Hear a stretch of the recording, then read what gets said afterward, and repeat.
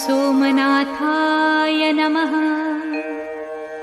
ॐ मल्लिकार्जुनाय नमः। ॐ महाकालेश्वराय नमः। ॐ ओंकारेश्वराय नमः। ॐ वैद्यनाथाय नमः। ॐ भीमशंकराय नमः। ॐ रामेश्वराय नमः। ॐ नागेश्वराय नमः। ॐ विश्वेश्वराय नमः।